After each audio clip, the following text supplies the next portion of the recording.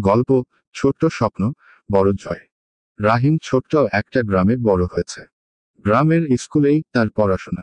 প্রতিদিন ভোরে উঠে সে মাঠে কাজ করত বাবার সাথে, তারপর বইখাতা নিয়ে ছুটে যেত স্কুলে।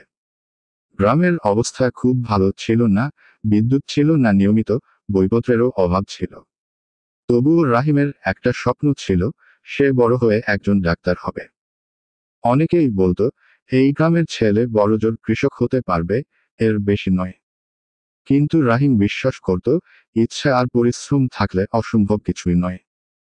5 কিলোমিটার হেঁটে স্কুলে যাওয়া, রাতে কেরোসিনের আলোয় পড়াশোনা, আর দিনের বেলা মাঠের কাজ, সবকিছুর মাঝেও সে তার স্বপ্ন আঁকড়ে ধরেছিল।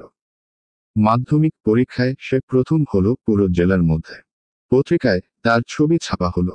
এরপর একটি ভালো কলেজে স্কলারশিপ পেয়ে পড়াশোনা চালিয়ে গেল। দিনরাত কঠোর পরিশ্রমের পরে রাহিম মেডিকেল কলেজে ভর্তি হলো। গ্রামের লোকেরা তখন তার জন্য আনন্দে মিছিল করল।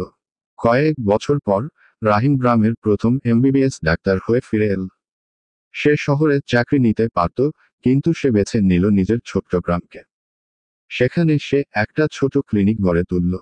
আজ রাহিমের জন্য তার গ্রামে শিশু মৃত্যু কমেছে, অসুখ বিসুখে মানুষ আর অন্ধকারে মরতে হয় না। রাহিম প্রমাণ করে দিল, স্বপ্ন যত ছোট হোক না কেন, যদি মন থেকে চাওয়া যায় আর পরিশ্রম করা যায়, স্বপ্ন একদিন সত্যি হয়।